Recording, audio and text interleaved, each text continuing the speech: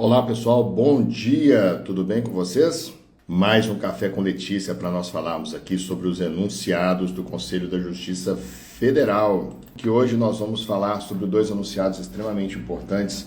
Vamos falar sobre a gratuidade na CENIB. Todo mundo que entrou aqui, que vocês sabem sobre a CENIB, Central Nacional de Indisponibilidade de Bens e Direitos. Primeiro ponto é o nome, que todo mundo lembra dos bens, ninguém lembra dos direitos. Os direitos também podem ser indisponibilizados, pessoal. Vamos lá. Enunciado de número 31 do Conselho da Justiça Federal.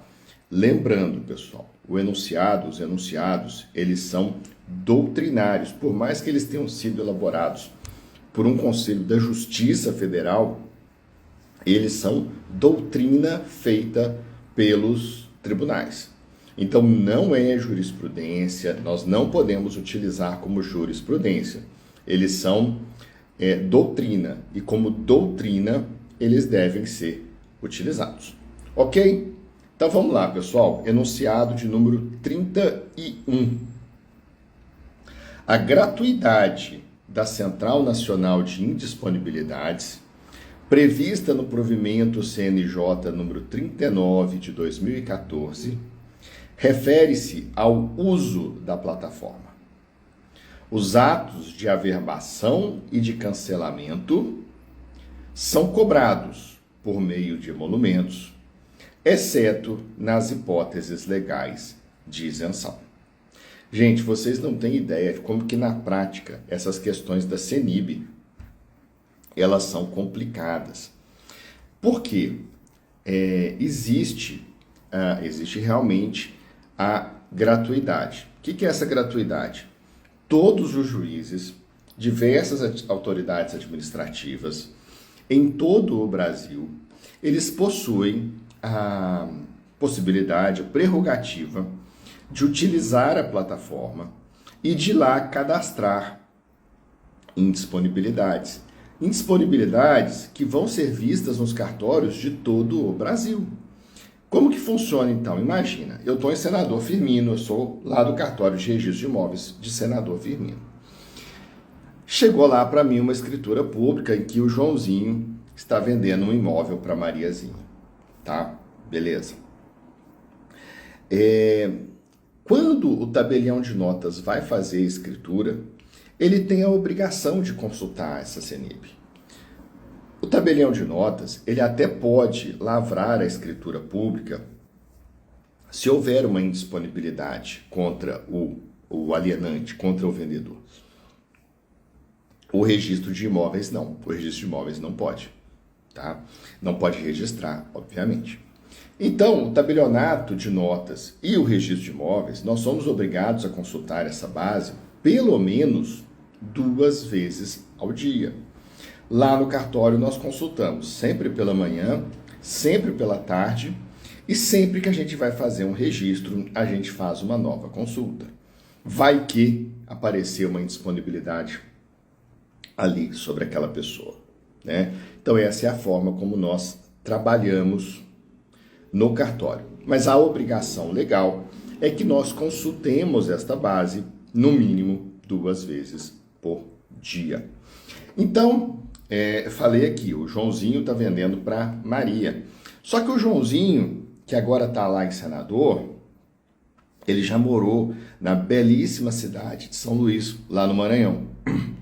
E quando ele morou lá, ele teve algum problema, ele teve um filho, deixou de pagar pensão, sei lá, teve algum problema que foi parar na justiça e a pessoa prejudicada pela conduta do João entrou com a ação, ganhou. O João não pagou e não houve outra possibilidade ali para o Poder Judiciário que não determinar a indisponibilidade de bens ali do João.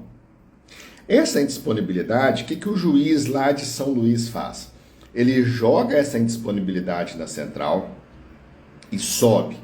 Sobe por que fala? Porque aí, no momento que ela entra na central, todos os cartórios no Brasil, eles vão consultar. E quando algum cartório, achar algum bem em nome do Joãozinho, Fala, opa, que no meu cartório tem um imóvel no nome do João. Podem ser outros direitos também, outros bens, pode ser um carro. E aí a gente comunica lá para o juiz, fala, juiz, ó, tem um bem aqui, tá? Se a ordem judicial ela não fala de gratuidade de emolumentos, como emolumentos, no entender do STF, são uma espécie de taxa, nós não podemos dar isenção da nossa cabeça. Se a gente fizer isso, a gente vai estar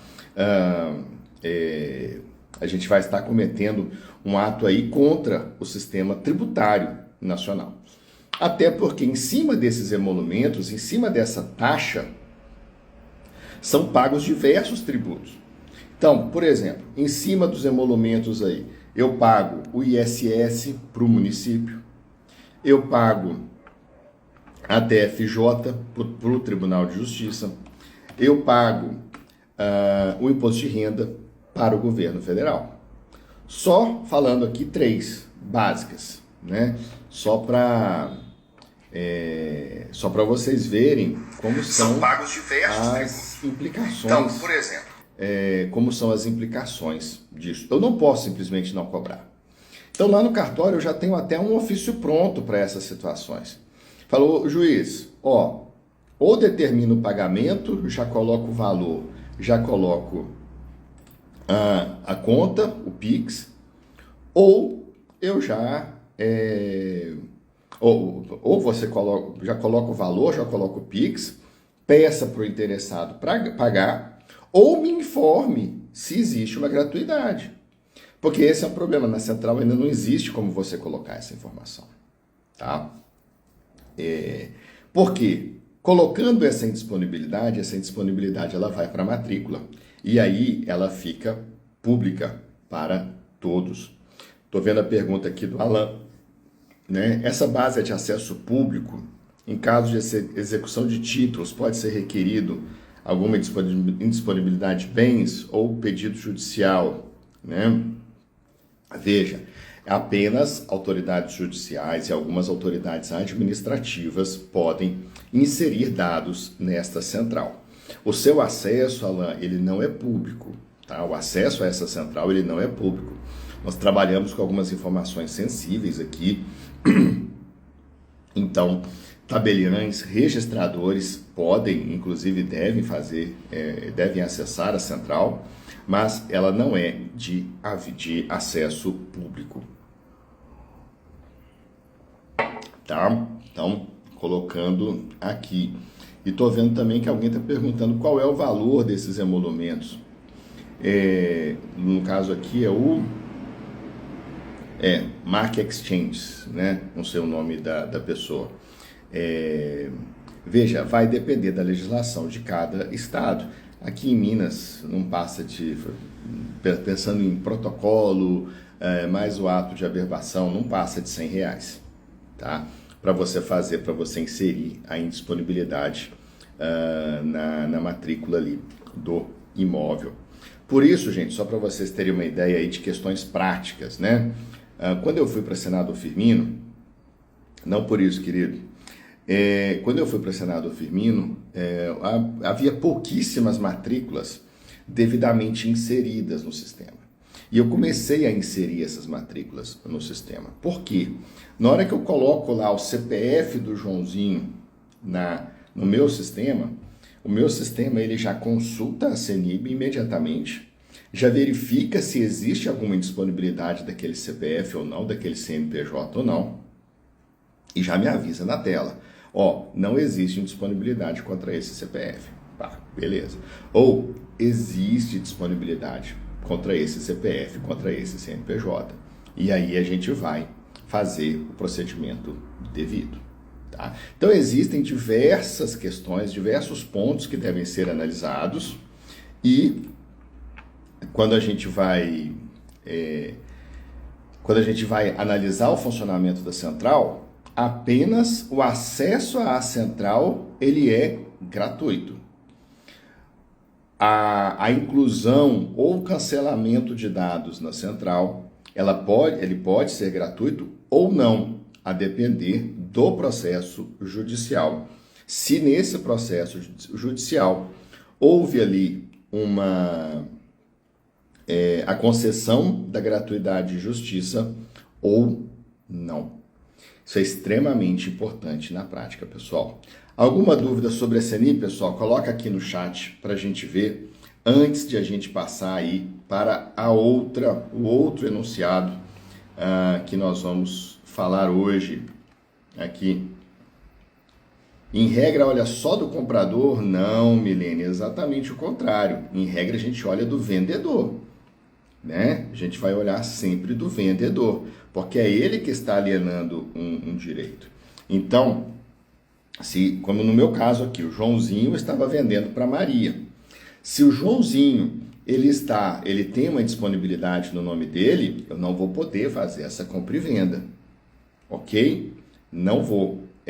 Eu posso fazer a escritura pública. Na escritura pública vai constar que foi feita consulta à CENIB, código RACH tal, código RACH é uma identificação dessa consulta, e que essa consulta restou positiva, ou seja, tem indisponibilidade contra aquela pessoa.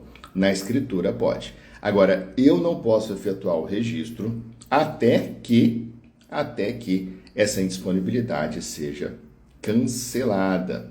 Vou aproveitar a sua pergunta. Eu já esqueci o nome de quem perguntou aqui, vocês me desculpem, a Milene, né? Tá, e se existe uma indisponibilidade em nome do comprador, ok? Como é que faz? Pode registrar? Pode. Tranquilo, sem problema nenhum, tá? Sem problema nenhum. Só que o que vai acontecer?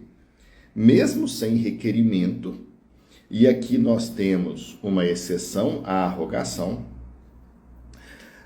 nós vamos automaticamente fazer a averbação dessa indisponibilidade logo na sequência. Então, o imóvel está no nome do Joãozinho, o Joãozinho vendeu para a Mariazinha. Joãozinho está limpo, não tem disponibilidade nenhuma. Mariazinha tem uma indisponibilidade. Eu faço o registro do Joãozinho passando para Mariazinha. Ato contínuo, eu averbo a indisponibilidade. Ou seja, vamos imaginar que nós estejamos registrando escrituras consecutivas. A pessoa fez lá, vendendo do Joãozinho para Maria e da Maria para Joana. Eu vou fazer o registro do Joãozinho para Maria, averbo a indisponibilidade em nome da Maria e não posso fazer o registro para a Joana, enquanto não for cancelada essa indisponibilidade, tá? Então, temos que tomar este cuidado também na hora de fazermos essas análises. Por isso que é importante que o sistema que o cartório utiliza, que ele consulte tanto do vendedor quanto do comprador. A obrigação é consultar do vendedor. Até porque, na hora que você for fazer a próxima compra e venda, isso será consultado. No caso, nessa segunda compra e venda, a Mariazinha já constava como vendedora. E aí a consulta, a indisponibilidade dela já se tornava obrigatória. Tem uma pergunta aqui extremamente importante do Domingos Sávio Reis. Renúncia a quinhão em inventário em indisponibilidade do herdeiro. Essa é algo extremamente importante. Há pessoas que entendem que não há necessidade de se fazer nada se ele está renunciando. Mas o herdeiro pode estar renunciando exatamente para burlar algum credor.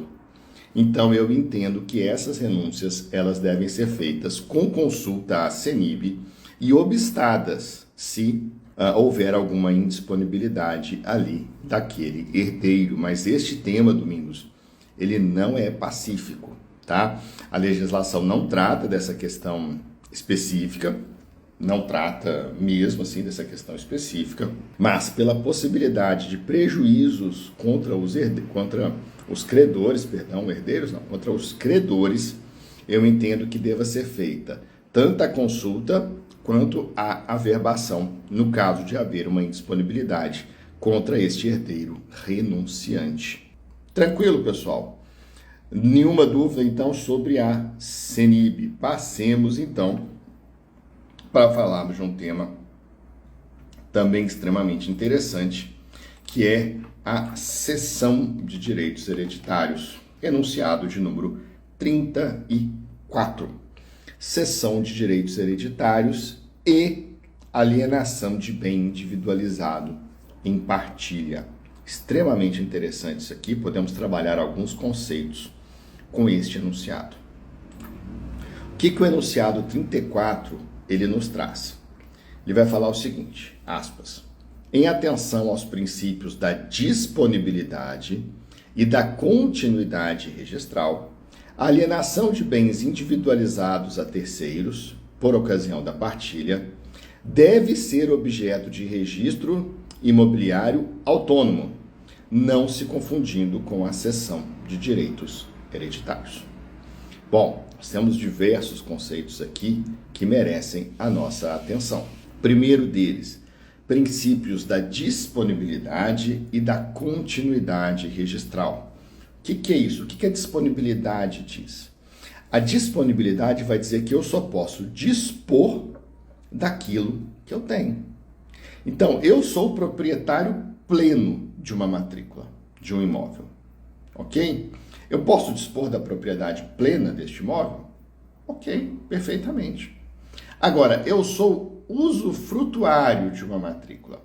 Eu posso dispor da propriedade plena? Não, eu não tenho a propriedade plena. Se eu não tenho a propriedade plena, eu não posso dispor da propriedade plena. Ah, eu sou o nu proprietário. Eu sou eu sou um superficiário. Eu sou um enfiteuta. Eu sou o senhorio.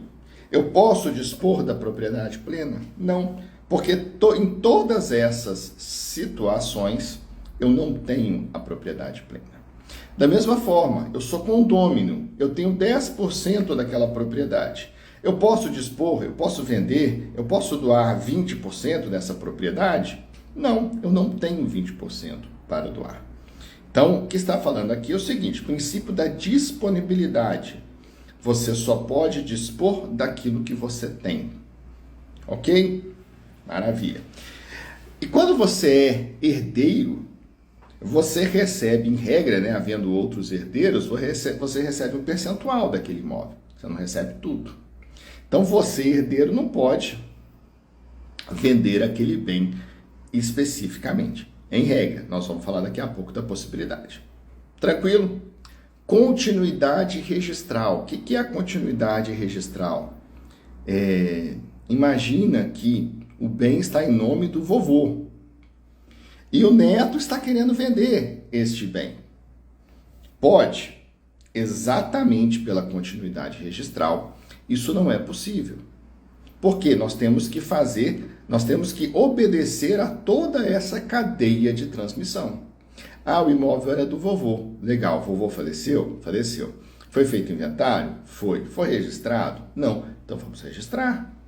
Né? Como é que ficou essa propriedade? Ah, essa propriedade ficou para papai e para os tios. Ok, vamos registrar em nome de papai e dos tios. E como que essa propriedade é só do neto agora? Ah, foi feito o inventário do papai e o filho comprou a parte dos outros tios. Beleza? Vamos registrar esses negócios jurídicos da matrícula para que a matrícula possa retratar esta realidade. E, a partir do momento em que a matrícula retrata esta realidade, o imóvel é só do neto, o neto pode vender este bem individualizado. Ok? Perfeito. Vai colocando sua dúvida aqui no chat se tiver, pessoal. Em atenção aos princípios da disponibilidade e continuidade registral. Falamos sobre eles aqui.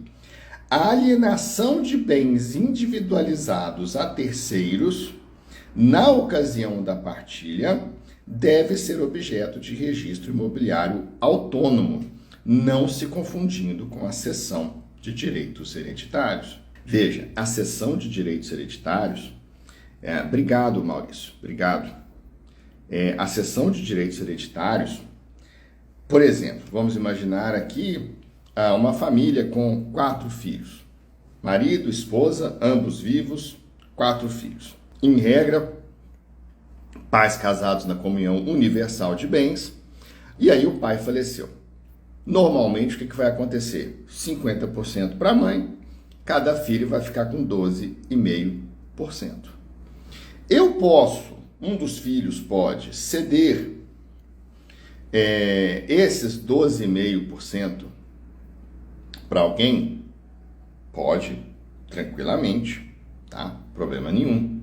Agora, vamos imaginar que existam diversos bens nesse inventário. Essa pessoa que tem 12,5% pode ceder e falar assim, não, olha, perdão, o apartamento de senador Firmino, eu estou cedendo, fazendo uma cessão de direitos hereditários, dizendo que o apartamento de senador Firmino eu estou cedendo para você. Essa disposição ela não pode acontecer.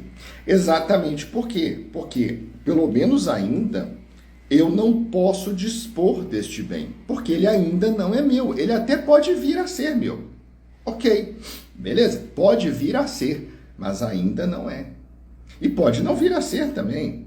Então, não dá para gente fazer isso. O que pode acontecer nessa situação? Todos os herdeiros e a meeira fazerem um negócio jurídico autônomo com essa pessoa. A herdeira, né, a meeira, perdão, e os 4 herdeiros venderem este imóvel para essa pessoa, que seria, entre aspas, o cessionário. Né? Na verdade, aquele vai ser o comprador. Isso pode. Por isso que se fala, vai ser objeto de negócio jurídico autônomo, registro imobiliário autônomo, não se confundindo com a cessão de direitos hereditários. A cessão de direitos hereditários, se eu tenho, por exemplo, 12,5% do acervo hereditário, eu posso fazer a cessão de direitos hereditários de até 12,5% do acervo. Agora, eu não posso garantir que esses 12,5% do acervo, eles recairão obrigatoriamente sobre o apartamento de senador Firmino. Eu até posso colocar preferencialmente, mas obrigatoriamente não dá para se falar. Por quê? Novamente, princípios da disponibilidade e da continuidade registral. Primeiro esse apartamento precisa sair do espólio, passar para mim, para esse herdeiro, para que este herdeiro possa vender. Este herdeiro vai registrar, este apartamento vai ficar 100% no nome dele e neste momento ele pode pode dispor deste bem para uma ou para outra pessoa, não pela cessão de direitos hereditários. Cessão de direitos hereditários, pessoal, é um negócio extremamente importante, extremamente interessante em muitos casos. Aqui em Minas, permite uma redução de emolumentos, porque se você faz uma cessão de direitos hereditários, o registro dela acaba sendo, na verdade não é nem registro, é uma averbação, e essa averbação tem o custo da metade do custo de um registro. Às vezes vale a pena você optar pela cessão de direitos hereditários, mas deve ser analisado caso a caso. E como Letícia e eu falamos ontem à noite, pessoal, se nós temos um inventário onde há mais de um bem, onde há mais de um herdeiro, o ideal é que a gente faça, principalmente nos bens imóveis, que cada herdeiro fique com a integralidade de um bem imóvel. Quando você tem dinheiro para partilhar, isso facilita, porque no dinheiro você pode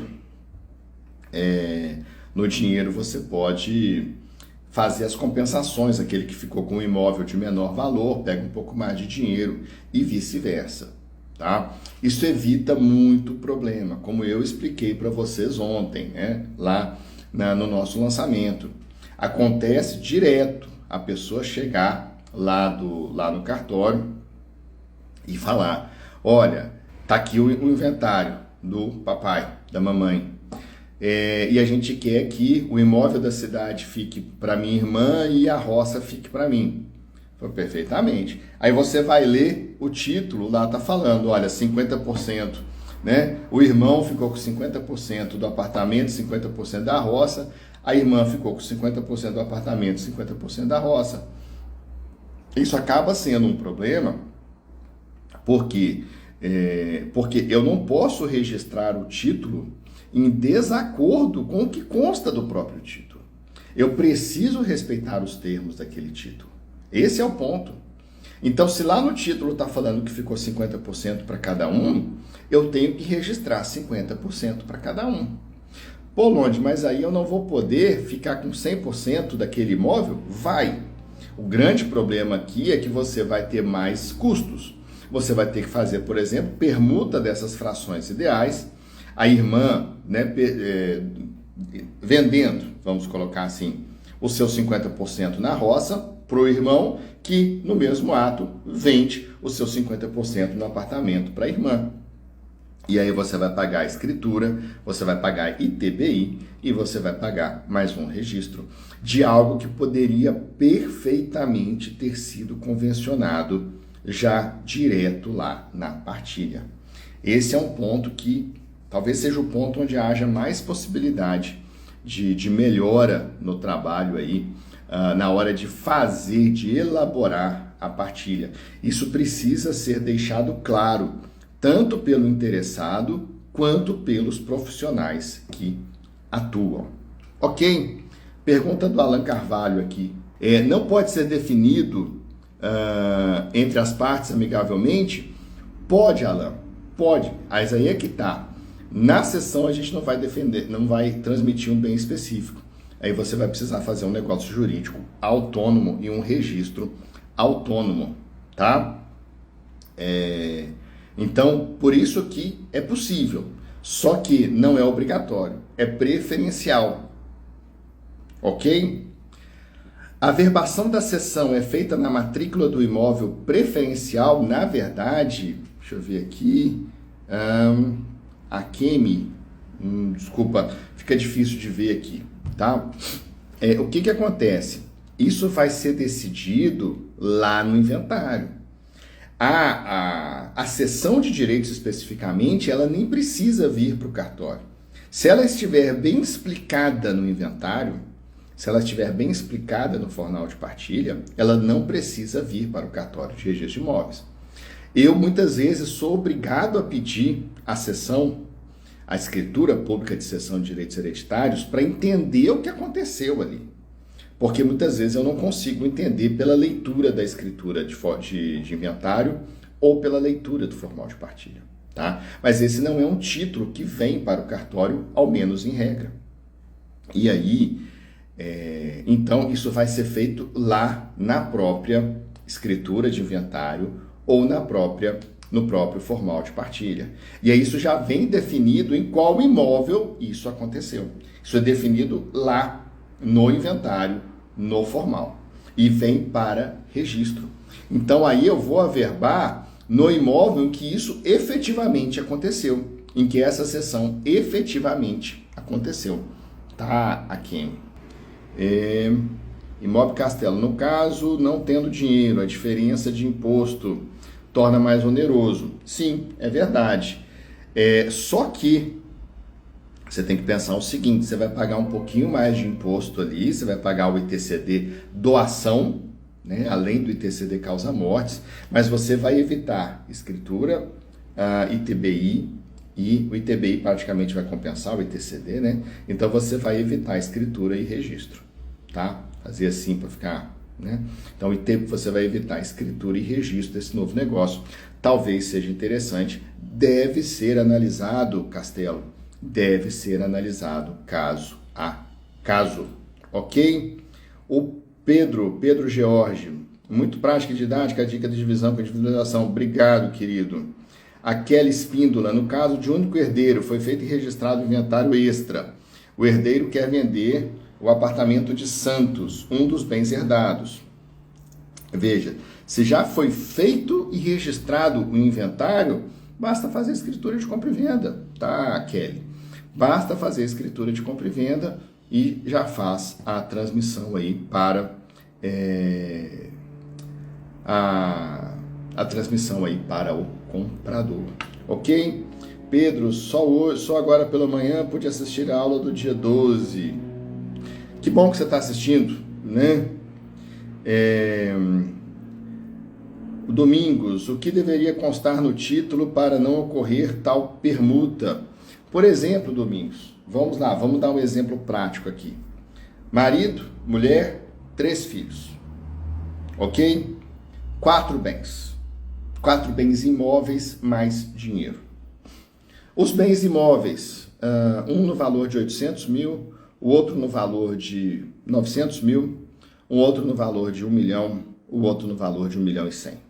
Então, 800, 950, 1.900, 3 milhões e 800, e nós temos 3 milhões e 800 em dinheiro, tá? Só para facilitar aqui a minha conta. Então, nós temos um total, tá? Um total de 7 milhões e 600 mil neste inventário. A viúva, ela vai ficar... não, mas não ficou legal esse valor que eu coloquei aqui, não. Tem 10 milhões, você tem 3 milhões e 800 de bens imóveis e você tem 6 milhões e 200 de bens móveis, de dinheiro, tá?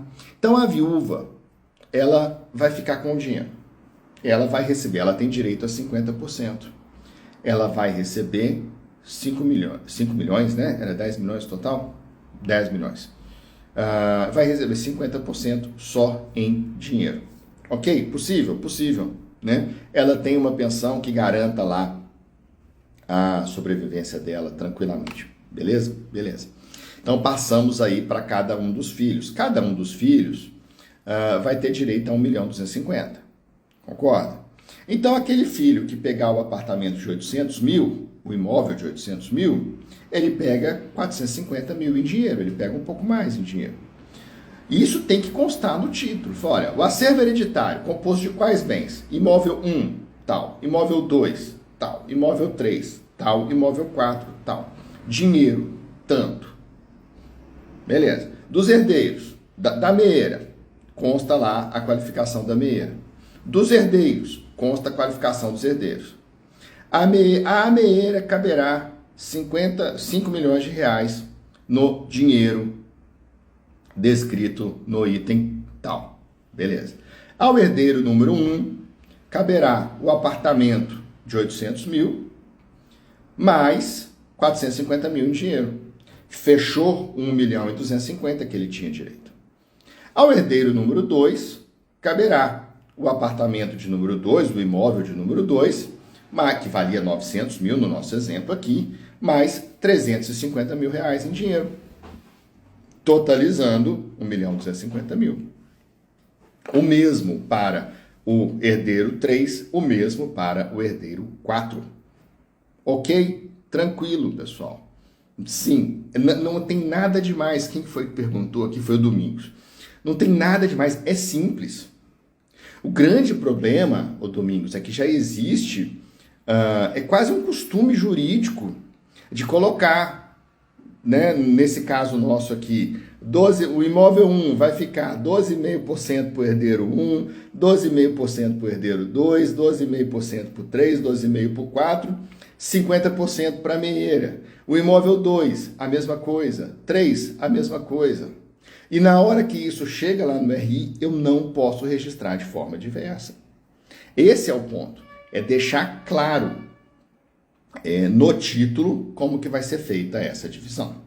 Tá? Com isso, se você fala ao herdeiro 1 cabe o imóvel 1 mais tanto em dinheiro, eu vou registrar, eu vou lá no imóvel 1, vou colocar herança, transmitente, o falecido, adquirente, herdeiro 1, que vai ficar com 100% deste imóvel. Eu não vou ter condomínio deste imóvel. Olha que maravilha, condomínio é a mãe de todos os problemas, já diziam os romanos. A gente já evita esse problema aqui. Ok? Kelly, precisa fazer o registro primeiro em nome do único herdeiro e só depois vender o imóvel? Ou registro, ou a cessão de direitos hereditários, que posteriormente vai recair sobre este imóvel. Pelo princípio da continuidade registral, Kelly, eu não posso fazer o imóvel sair do falecido para o comprador sem passar aqui por esse herdeiro, que existe na realidade aqui. Não dá para a gente fazer isso. O princípio da continuidade registral, ele nos impede, tá? De pular etapas nesta cadeia. Nós devemos sempre fazer todas as etapas aqui. Exatamente por quê? Porque pode ter uma indisponibilidade em nome do herdeiro. E aí? Eu vou prejudicar o credor desse herdeiro? Eu não posso fazer isso. É por isso que deve constar. É por isso que eu devo averbar essa cessão de direitos hereditários na matrícula, até para que, quando for feita essa alienação, eu faça essa consulta. Tá? Então, não dá para a gente pular elos nesta cadeia.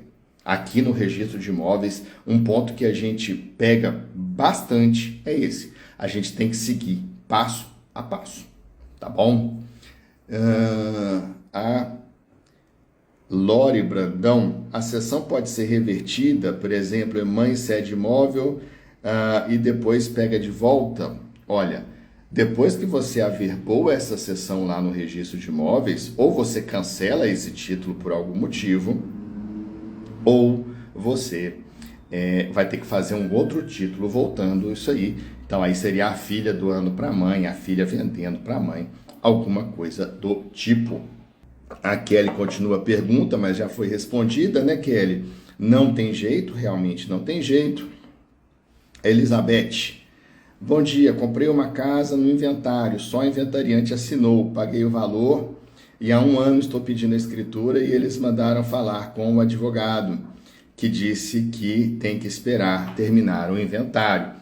Sim, vai precisar esperar ali para que todos possam fazer, a não ser que tenha sido um negócio concluído em vida e pago em vida, concluído em vida pelo falecido e pago em vida para o falecido, caso em que o inventariante, conforme anunciados do próprio Conselho da Justiça Federal, ele pode fazer esta venda dentro do inventário. Ó, José Chácara 31, solicitei participar, estou sem áudio. Sim, estou vendo só agora, tá? Mas parece que está funcionando normal, o José. Depois você assiste aí no gravado, qualquer coisa, entre em contato com a gente aqui pelo chat, tá bom? Pelo direct do Insta.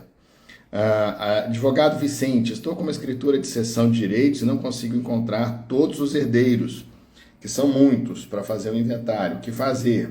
Posso fazer uso capião? Vamos lá, Vicente, a gente sempre fala, uso capião é sempre a última opção que a gente deve ter. Os próprios herdeiros, eles devem conhecer os outros herdeiros. Então, creio que num primeiro momento você deva procurar esses herdeiros, conversar com eles e verificar para ter acesso aos outros. Se efetivamente, se realmente não for possível este contato, se houver um efetivo óbice à regularização, à transmissão ordinária dessa propriedade, aí sim a gente pode pensar na ideia da uso capião, tá? O Aloísio Aguiar, um caso de inventário, onde o espólio é formado pela viúva meeira e 2 herdeiras. Daí eu pergunto, pode a viúva meeira e as herdeiras cederem na mesma escritura ameação e direitos hereditários? Bom, existe uma dúvida, o Aloísio, uma discussão, se pode existir cessão de meação. Esse é um tema bem controvertido. Agora, para aqueles que entendem que pode, é perfeitamente possível que isso seja feito na mesma escritura. Ok, vamos lá dar uma olhada aqui. Às vezes é difícil individualizar os bens na partilha, mas aí, Gustavo, isso é algo que precisa ser feito. Se você não conseguir individualizar todos os bens, você pode fazer uma sobrepartilha depois, tá? E os bens imóveis, a partir do momento que você tem a matrícula ou a transcrição, é fácil você individualizar, porque basta você copiar a descrição que está lá na matrícula, que está lá na transcrição, tá? Não entendi, Américo, aqui, Wesley. Aqui nós temos, a Virna. Havendo indisponibilidade de bens de um dos herdeiros, a cessão de direitos hereditários pode ser feita? Com certeza não sobre a parte daquele herdeiro, tá?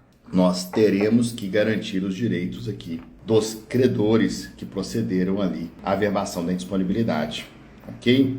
Vamos lá, temos aqui o Caetano. Se você compra do proprietário, paga uma parte, né? Ele falece, você paga o restante do valor para os herdeiros, ingressa com a adjudicação compulsória. Como se faz o registro e o ITCD? Bom, nesse caso aqui, Caetano, a gente precisa ver se vai ser ITCD ou se vai ser ITBI, né? Porque se você comprou dele, nós estamos falando de ITBI, ok? Adjudicação compulsória, a gente precisa ver os requisitos específicos da adjudicação compulsória, se eles estão presentes. Estando presentes, você faz o procedimento no RI, é formado o título e procede-se ao registro, tá? O ideal nessas situações é, havendo o falecimento, né? Se a gente fosse olhar certinho aqui, vamos imaginar que você pagou metade com ele em vida, no dia que você pagou metade, ele veio a falecer. Então, talvez o certo seria você, na hora de fazer o inventário, eles colocarem 50% do bem, ou eles colocarem 100% do bem, mas uma obrigação de transferir a um terceiro 50% desse bem. Então, se o imóvel vale 1 milhão, você vai colocar lá com 1 milhão e vai colocar uma obrigação de transferir 500 mil. Você vai pagar o ITCD sobre 500 mil e não sobre 1 milhão, o que já ajuda. E aí continua sendo feito esse pagamento. E depois você procede à escritura dos herdeiros para o comprador após o pagamento, se for o caso, tá? Vamos lá, pessoal, vou dar uma passada mais rápida aqui, porque nós já estamos caminhando para o final. Achei que a gente ia ter uma live mais rápida hoje, e estamos tendo uma live do mesmo tamanho. E de noite eu estou aqui, lembrando, hoje, 19 horas, eu estarei aqui novamente com vocês, para nós tratarmos sobre as dúvidas do Expresso da Regularização. É o curso que nós temos, a mentoria que nós temos para ensinar a vocês como regularizar qualquer imóvel nesse nosso Brasilzão, tá? Vamos lá. Bom dia, tive um hábito adjudicado, um apartamento adjudicado em Cataguases, mas ele havia sido doado, o prédio todo, a uma filha só, não consigo registrar. Realmente, Elizabeth, essa é uma situação que não dá para você ter registro. Como, pelo que você está me falando, a filha donatária fez o registro antes, você deverá resolver essa sua questão como direito obrigacional. Aqui nós temos o princípio da prioridade falando mais alto. Quem registrou primeiro, quem protocolou primeiro, tem a prioridade, tem a preferência. Os demais vão ter que resolver nas questões obrigacionais, pedindo aí o dinheiro de volta. E para a gente terminar, vou pegar aqui a pergunta do Kleber, colega lá de Brás Pires. Tiago comprou um imóvel de Pedro e esposa em vida. Lavrou escritura. Agora Pedro faleceu. Fui apresentar a escritura, o cartório de imóveis negou o registro, o argumento de que está no inventário. Bom, se esse imóvel ele foi incluído no inventário, né? Se já houve a escritura pública de compra e venda, não foi feito o registro, este imóvel foi incluído no inventário, o ideal é que esse imóvel seja retirado do inventário. Coloque-se, olha, foi feita a escritura, essa escritura não foi registrada, por esse motivo esse imóvel foi incluído no inventário, mas foi incluído indevidamente.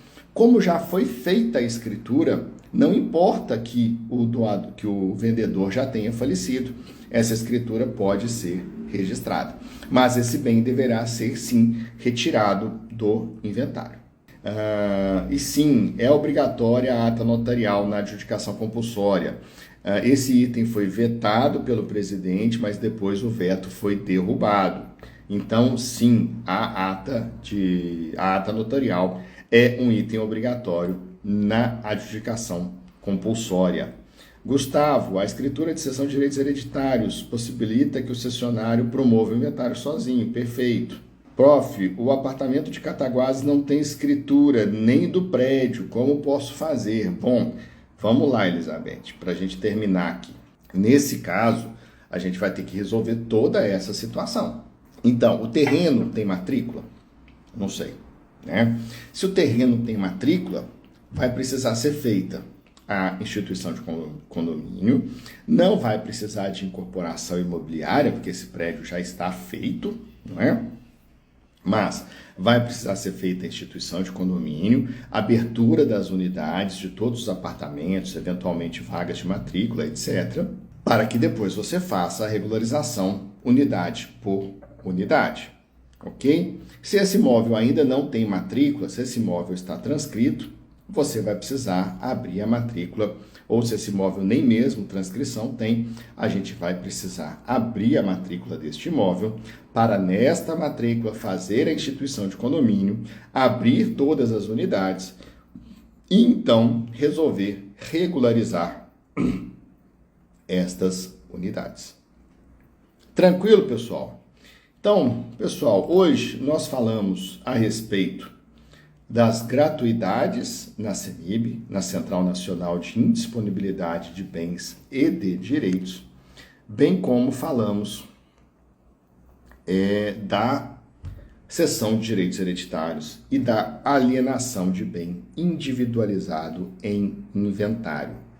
Na próxima semana, no dia 22, já direto lá dos estúdios de Senador Firmino, nós falaremos sobre as cláusulas irmãs, inalienabilidade, incomunicabilidade, impenhorabilidade e também da locação build to suit, que é uma espécie de locação extremamente interessante e já muito utilizada nos dias atuais.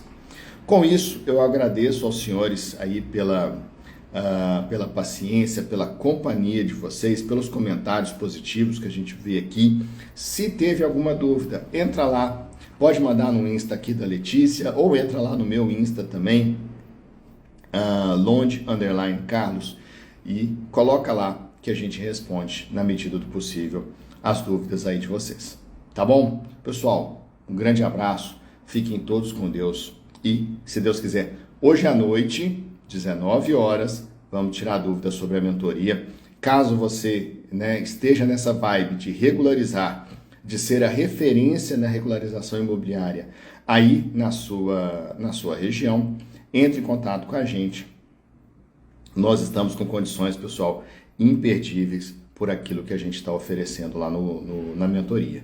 Então, se eu fosse você, eu não perderia hoje à noite, 19 horas, essas explicações. E será um prazer enorme contar com vocês lá na nossa mentoria. Pessoal, um grande abraço, fiquem todos com Deus. Tchau, tchau.